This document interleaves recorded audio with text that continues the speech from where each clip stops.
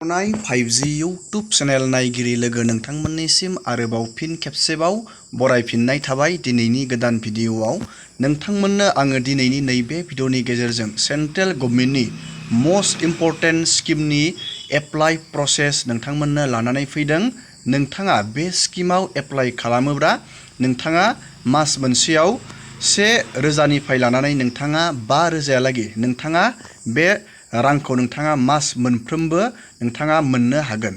बे मा स्किम जोङो बेनि A to Z डिटेल्सखौ भिडिअनि जोबनायाव नायगोन। नोंथाङा बे स्किमाव बोरै एप्लाइ खालामनो जोङो दिनैनि नैबे भिडिअनि गेजेराव नायगोन। मोस्ट इम्पर्टेन्ट स्किम नोंथांनि लाइफनि जिउनि लोगो बे स्किमनि मुंखौ नोंथांमोननो आङो दा भिडिअनि जोबनायथिं फोरमायनानै होगोन। नोंथाङा भिडिअखौ जोबजासे नायलांबाय थाबानो जाबाय। मोस्ट इम्पर्टेन्ट स्किमनि आपडेट लानानै फैदों नोंथांमोननि गेजेराव। गिबियावनो जोङो दानिया बे स्किमाव एप्लाइ खालामनो थाखाय नोंथाङा आधार कार्डजों मबाइल नाम्बारजों लिंक दंना गैया नोंथाङा खेबसे चेक बानायग्रोनांगोन। जुदि नोंथांनियाव आधार कार्डजों मबाइल नाम्बारजों लिंक गैया अब्ला नोंथाङा बे स्किमाव एप्लाइ खालामनो हानाय नङा। नोंथाङा भिडिअखौ जोबजासे नायलांबाय थाबानो जाबाय आरो बेफोरबायदिनो गोदान गोदान आपडेट गभर्नमेन्ट स्किमनि खौरां मिथिनो थाखाय नोंथाङा चेनेलाव गोदानबा चेनेलखौ साबस्क्राइब खालामबानो जाबाय। जोङो दानिया नायग्रोगोन नोंथाङा गावबागावनि मबाइला आधार कार्डजों लिंक दंना गैया जोङो बेखौ खेबसे नायग्रोना लानि। जोङो बेनि उनाव नायगोन नोंथाङा बे इम्पर्टेन्ट स्किमाव बोरै एप्लाइ खालामनानै नोंथाङा बेनिफ्राय बोरै बेनिफिट मोननो हागोन जोङो बेनि A to Z डिटेल प्रसेसखौ नायगोन। गिबियावनो नोंथाङा आधार कार्डजों मबाइल नाम्बारा लिंक दंना गैया नोंथाङा बेखौ नायग्रोनो थाखाय गिबियावनो नोंथाङा सिम्पल नोंथांनि गुगोल सार्च ब्राउजाराव नोंथाङा UIDAI नोंथाङा बेखौ सार्च खालामबानो जाबाय। आङो बेनि लिंकखौ भिडिअनि डिसक्रिपसनाव होनानै दोनखादों। नोंथाङा डाइरेक्टयै लिंकआव थुबाबो नोंथाङा पेजाव थांनानै नायनो हागोन। जोङो दानिया बेखौ सार्च खालामनानै होबाय। सार्च खालामनाय लोगो लोगोनो नोंथाङा नैबेयाव नुनो मोनदों गेट आदार्स। नोंथाङा नैबे गेट आदाराव क्लिक खालामनानै होनांगोन। नोंथाङा नैबेयाव नुनो मोनदों नैबे गेट आदार नोंथाङा बेयाव क्लिक खालामनांगोन। जोङो दानिया बे गेट आदाराव जोङो क्लिक खालामनानै होबाय। दानिया नोंथाङा नैबेयाव थुनांगोन। गेट आदाराव थुनाय लोगो लोगोनो नोंथाङा बे पेजखौ एसे बोखोनांगोन आरो बोखोनानै नोंथाङा नैबेयाव नुनो मोनदों नैबेयाव नोंथाङा नुनो मोनदों मोनसे अपसन। आं बे अपसनखौ खिथानि नोंथांमोननो। नैबे चेक स्टेटास नोंथाङा बेयाव क्लिक खालामनानै होनांगोन। जोङो दानिया बे चेक स्टेटासाव जोङो क्लिक खालामनानै होबाय। बेयाव खालामना होनाय लोगो लोगोनो दानिया बेयाव मोनसे पेज गेवबावगोन। नोंथाङा बे पेजखौ आरो फिन खेबसेबाव गोजौथिं नोंथाङा बोखोनांगोन। नोंथाङा बोखोनानै नोंथाङा नैबेयाव नुनो मोनदों मोनसे अपसन नैबे चेक आधार भेलिडिटि नोंथाङा बेयाव क्लिक खालामनानै होनांगोन। नोंथाङा नैबेयाव नुनो मोनदों चेक आधार भेलिडिटि नोंथाङा बेयाव क्लिक खालामनानै होनांगोन। जोङो दानिया बेयाव क्लिक खालामनानै होबाय। दानिया नोंथाङा नैबेयाव नोंथांनि आधारनि नाम्बारखौ नैबे बक्सआव होनांगोन आरो नैबे केपसाखौ नोंथाङा नैबेयाव बहायनानै नोंथाङा नैबेयाव प्रसेसआव थुना होबानो नोंथाङा नुनो मोनगोन नोंथांनि आधारजों नोंथांनि मबाइल नाम्बारा लिंक दंना गैया नोंथाङा बेयावनो दानिया नुनो मोनसिगोन। जोङो दानिया बे प्रसेसखौ बानायनानै नायदिनि। दानिया जोङो नैबेयाव आधारनि नैबेयाव नाम्बारखौ बहायबाय आरो जों नैबेयाव केपसाखौ बहायबाय। दानिया जों नैबे प्रसिडआव जोङो क्लिक खालामनानै होनोसै। दानिया जोङो बेयाव क्लिक बानायबाय। प्रसिडआव क्लिक खालामनाय लोगो लोगोनो दानिया नोंथाङा नैबेयाव नुनो मोनदों नोंथांनि बेयाव मबाइल नाम्बारा बेयाव आधारजों लिंक दं। नोंथाङा बेबायदि चेक खालामनानै लाग्रोबानो जाबाय।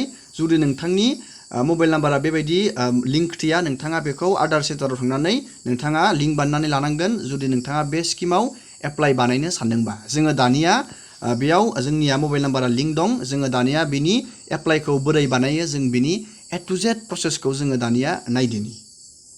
दानिया नोंथाङा बे स्किमाव एप्लाइ खालामनो थाखाय नोंथाङा गुगोलनि सार्च ब्राउजाराव फैफिननांगोन आरो नोंथाङा बेयाव ENPS नोंथाङा बेखौ सार्च खालामनानै होनांगोन। आङो बेनि लिंकखौ भिडिअनि डिसक्रिपसनाव होनानै दोनखागोन। नोंथाङा लिंकआव थुबाथाय इजियावनो नोंथाङा बे पेजाव थांनानै नोंथाङा एप्लाइ खालामनो हागोन। जोङो दानिया बे ENPS खौ जोङो सार्च खालामनानै होबाय गुगोलाव। नोंथाङा नैबेयाव नुनो मोनदों नैबे नेसनेल पेन्सन सिस्टेम नोंथाङा बेयाव क्लिक खालामनानै होनांगोन। जोङो दानिया बेयाव क्लिक खालामनानै होबाय। दानिया बेयाव बेबायदि मोनसे पेज गेवगोन। नोंथाङा बे पेजखौ बोखोनांगोन आरो बोखोनानै नोंथाङा नैबेयाव नोंथाङा नुनो मोनदों मोनसे अपसन नोंथाङा नैबेयाव नुनो मोनदों APY साबस्क्राइबार नोंथाङा बेयाव क्लिक खालामनानै होनांगोन। जोङो दानिया बेयाव क्लिक खालामनानै होदोनि। दानिया नोंथाङा नैबेयाव थुनांगोन नैबे रेजिस्टार नाव नोंथाङा बेयाव क्लिक खालामना होनांगोन। जोङो दानिया बे स्किमाव बोरै एप्लाइ खालामो जोङो बेनि प्रसेसखौ नायदिनि। दानिया जोङो बेयाव नैबे रेजिस्टार नावआव जोङो क्लिक खालामनानै होबाय। दानिया बेयाव मोनसे फर्म गेवबाय। नोंथाङा बे फर्मखौ फिलआप बानायबानो नोंथाङा बे स्किमाव इजियावनो एप्लाइ बानायनानै नोंथाङा मास मोनसेयाव 10,000निफ्राय 5,000लागै नोंथाङा बेयाव रां मोननो हागोन मास मोनफ्रोमबो। दानिया जोङो नैबे फर्मखौ जोङो बोरै बेयाव एप्लाइ खालामो जोङो दानिया बेयाव A to Z डिटेल्सखौ नायदिनि। गिबियावनो नोंथाङा नैबेयाव नोंथाङा जुदि इनकाम टेक्स पे खालामोबाथाय नैबेयाव एस होनांगोन आरो बानायाबाथाय नोंथाङा बेयाव न' बेबायदि क्लिक खालामबानो जाबाय। दानिया नोंथाङा बेयाव नोंथांनि सिलेक्ट इउआर बेंक नोंथाङा बेयाव क्लिक खालामनांगोन आरो क्लिक खालामनानै नोंथाङा मा बेंकनि एकाउन्ट नाम्बारखौ होनो सानदों नोंथाङा बेयाव गावबागावनि बेंकनि नामखौ बेबायदि क्लिक खालामनानै होनांगोन बेयाव। दानिया नोंथाङा नैबेयाव नोंथांनि ब्रान्चनि नामखौ नोंथाङा नैबे बक्सआव नोंथाङा लिरबानो जागोन। नैबे बक्सआव नोंथाङा लिरनांगोन ब्रान्चनि नामखौ। दानिया नोंथाङा बेयाव नोंथांनि नैबेयाव बेंक एकाउन्ट टाइप नोंथाङा नैबेयाव नुनो मोनदों बेंक एकाउन्ट टाइप नोंथाङा बेयाव बेंक एकाउन्ट टाइपआव नोंथाङा बेयाव क्लिक खालामनांगोन। जोङो बेयाव क्लिक खालामबाय। नोंथाङा दानिया नैबे सेभिं एकाउन्ट नोंथाङा बे सेभिं एकाउन्टआव क्लिक खालामनानै होनांगोन बेबायदि। दानिया नोंथाङा नैबेयाव नोंथांनि बेंक एकाउन्टनि नाम्बारखौ नैबे बक्सआव बहायनांगोन। नैबे बेंकनि IFC क'डखौ नैबेयाव बहायनांगोन। नोंथांनि बेयाव IFC क'डखौ नोंथाङा बेंकनि पासबुकआव नायनानै नोंथाङा बेयाव बहायबानो जाबाय। मोजाङै बहायबानो जाबाय। दानिया नोंथाङा बेयाव KYCनि थाखाय बेयाव नोंथाङा बेयाव अफलाइनबाबो हागोन आरो आधारनि नाम्बारजों नोंथाङा KYC खालामनोबाबो हागोन। जुदि नोंथाङा आधार नाम्बार दङबा नोंथाङा आधारनि नाम्बारखौ बहायनाबो नोंथाङा KYC खालामनो हागोन आरो आधारनि नोंथाङा फट'खौ आपल'ड खालामनाबो बेयाव KYC खालामनो हागोन। दानिया नोंथाङा नैबेयाव अपसनाव थुनांगोन नैबे आधार KYCआव नोंथाङा क्लिक खालामनानै होनांगोन। नैबे KYC आधाराव नोंथाङा बेयाव क्लिक खालामना होनांगोन। जोङो दानिया बेयाव क्लिक खालामसै बेबायदि। दानिया नोंथाङा बेयाव नोंथांनि आधारनि नाम्बारखौ नोंथाङा नैबेयाव बहायनांगोन आरो नैबेयाव इमेल एड्रेसखौ नैबेयाव बहायनांगोन। दानिया नोंथांनि पेनसन एमाउन्ट नोंथाङा बेयाव क्लिक खालामनांगोन। नोंथाङा बेसेबां लानो सानदों नोंथाङा मास मोनसेयाव 1,000 2,000 3,000 4,000 नैबेयाव आरो 5,000 नोंथाङा मास मोनसेयाव बेसेबां लानो सानदों नोंथाङा बेयाव क्लिक खालामनांगोन। आं हमना ला बेयाव 5,000खौ आङो मास मोनसेयाव लानो सानदों आं बेयाव क्लिक खालामबाय 5,000आव। दानिया नोंथांनि बेयाव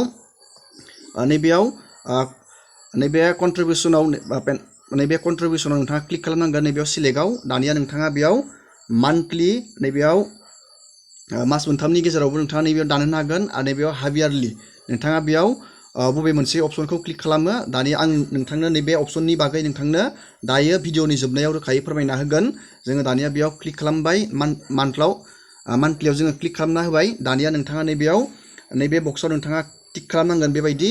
दानिया नैबे केपसाखौ नोंथाङा दाजाबनानै नोंथाङा नैबे बक्सआव बहायना होनांगोन।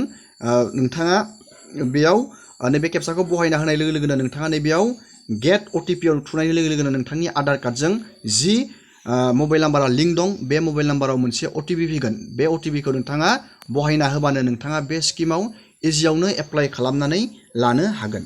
दानिया नोंथाङा बुजिबाय जानो हागौ नोंथाङा बे स्किमाव बोरै एप्लाइ खालामनो। दानिया जोङो बेनि मेन बाथ्राखौ जोङो एसे बुजिनानै लाग्रोदिनि। नोंथाङा नैबेयाव नुनो मोनदों नोंथांनो मान्थलि नोंथांनो बेयाव 5,000 नोंथाङा बेयाव मान्थलि लानो सानदों आरो नोंथाङा नैबेयाव मान्थलि बेयाव नैबेयाव मान्थलिखौ सिलेक्ट खालामदों। बेखौ नोंथाङा मानो सिलेक्ट बानायखो जोङो दानिया बेनि आपडेटखौ जोङो नायदिनि। दानिया जोङो बे स्किमनि मेन टपिकआव हाबनानै जोङो बेनि डिटेल्सखौ बुजिनानै लानि। बे स्किमानो जाहैबाय APY अटल पेन्सन यजना। बे स्किमा लाइफ लं प्रसेस नोंथांनि बे लाइफनि थाखाय मोनसे खामानि गोनां स्किम जानानै फैदों। मानो होनोब्ला दा नोंथांमोना गोबां फैसाखौ इनभेस्ट खालामनानै नोंथाङा फैसा दोनथुमनो हाया। नोंथाङा बे स्किमनि जोहै बे अटल पेन्सन यजना स्किमनि जोहै नोंथाङा फिसा एमाउन्टनिफ्राय नोंथाङा फैसा दोनथुमनानै नोंथाङा बेनिफ्राय गोबां लाब मोननो हागोन। नोंथाङा बेयाव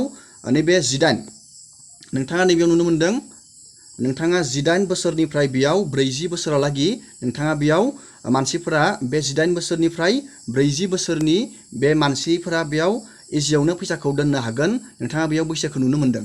दानिया नोंथाङा नैबेयाव नुनो मोनदों नोंथाङा जुदि मान्थलि 1,000 लानो सानदों अब्ला नोंथाङा बेयाव नोंथांनि बैसोआ 18 अब्ला नोंथाङा मान्थलि नैबे 42 रांखौ नोंथाङा मान्थलि दोनबाय थाबानो नोंथाङा बेयाव नैबे 1000 रांखौ नोंथाङा मोननो हागोन। आरो जुदि नोंथांनि बैसोआ 18 अब्ला नोंथाङा नैबे 84 रांखौ दोनो अब्ला नोंथाङा नैबे 2000 रांखौ मोनगोन। नोंथांनि बैसोआ जुदि 18 ब्ला नोंथाङा नैबे 120 रांखौ दोनो अब्ला नोंथाङा नैबे 3000 रांखौ मोनगोन। आरो जुदि नोंथाङा 186 बेखिनि रांखौ दोनो अब्ला नोंथाङा 4000 रांखौ मोनगोन। जुदि नोंथाङा 210 रांखौ दोनो अब्ला नोंथाङा नैबे 5000 रांखौ मोनगोन। नोंथाङा रांखौ बेयाव माब्ला मोननो हागोन आं बेखौबो नोंथांमोननो खोथाहरनि। नैबेयाव नोंथाङा नायलांबानो जाबाय नोंथांनि बैसो हिसाबै। नोंथांनि बैसोआ बेयाव 18, 20, 25, 30 नैबेयाव 35, 40 नोंथांनि बैसो हिसाबै नोंथाङा बेसेबां फैसा दोननांगोन आरो नोंथाङा नैबे गोजौआव सिदा नायबानो जाबाय नोंथाङा बेसेबां मोनगोन। नोंथाङा बे नैबे स्किमनि फैसाखौ नोंथाङा जेब्ला 60 इयार जाब्लासो नोंथाङा बे फैसाखौ मोनगोन। नोंथाङा बे फैसाखौ नोंथाङा दोनग्रा दोनग्रि मोननाय नङा। नोंथांनि बैसोआ 60 बोसोर जानांगोन अब्लासो नोंथाङा बे अटल पेन्सन यजना स्किमनिफ्राय नोंथाङा मास मोनफ्रोमबो नोंथाङा 1000, 2000, 3000, 4000, 5000 नोंथाङा मोनगोन। Must important scheme. जुदि नोंथाङा बे स्किमखौ बानायना लाया अब्ला नोंथाङा उनाव प्रब्लेमाव गोलैनो हागौ। आङो बे स्किमखौ मानो बानायना लाफ्लांदि जेब्ला नोंथाङा बोरायहैगोन अब्ला नोंथांनि लाइफखौ जेबो बुंनो हाया मा समाव मा जायो। अब्ला नोंथांनो बे जिउनि लोगो हिसाबै बे स्किमा नोंथांनो एसेबाबो हेल्प होगोन। जुदि नोंथाङा एसे हायोब्ला नोंथाङा दा बे स्किमाव इनभेस्ट खालामनानै दोननाया मोजां। सेन्ट्रेल गभर्नमेन्टनि स्किम नोंथाङा बुजिबाय जानो हागौ। नोंथाङा बेखौ 60 बोसोर जायोब्लासो नोंथाङा बे रांखौ नोंथाङा मुख्लायनो हागोन। दिनैनि भिडिअखौ आङो बेखिनियावनो फोजोबबाय। नोंथांमोना भिडिअखौ नायनानै मोजां मोनोबा लाइक खालामबानो जाबाय। आरो प्राइम मिनिस्टार नरेन्द्र मदिया मा बाथ्रा बुंदों जोङो भिडिअनि जोबनायाव बेनि बागै बे स्किमनि बागै मा बाथ्रा बुंदों जोङो बिनि आपडेटखौबो नायगोन। आङो भिडिअखौ बेखिनियावनो फोजोबथ'बाय। नोंथाङा भिडिअखौ नायलांबानो जाबाय।